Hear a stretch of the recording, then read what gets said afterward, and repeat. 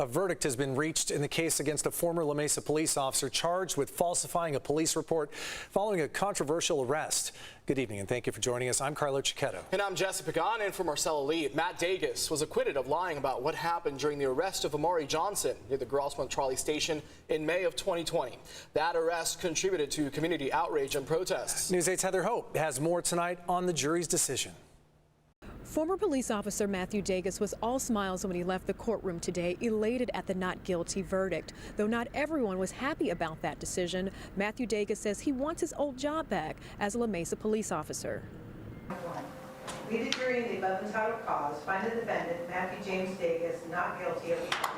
It was a huge sigh of relief for former La Mesa police officer Matthew Dages in court. Well, I think our client is relieved, and this has been a very, very long journey for him. The jury spent just one day deliberating this case in an El Cajon courtroom before reaching the not guilty verdict for filing a false police report about the arrest of Amaurie Johnson. What this case was about was whether or not he made misrepresentations in his police report, and he didn't. A statement Dages reiterated while on the stand this week.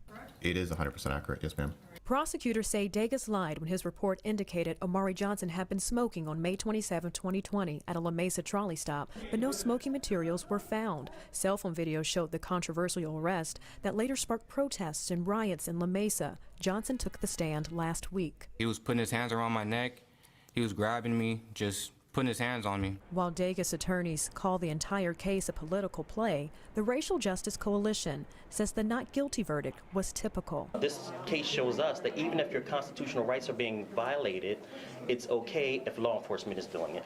Activist Yusef Miller says he feels the lack of diversity on the jury played a part in the decision. It was obvious and palpable, you know, when you see that there's a lack of diversity on the jury. Attorneys for Dages say he is now going through the legal process in court in order to become a police officer again. Well, he's got to move on with his life. You know, he still wants to be a police officer. He believes very, very strongly that he should be a police officer.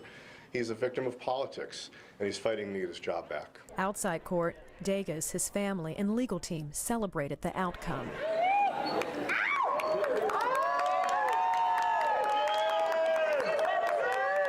San Diego County District Attorney Summer Stephan says she respects the jury's decision, but still applauds the hard work that her attorneys on her team put in.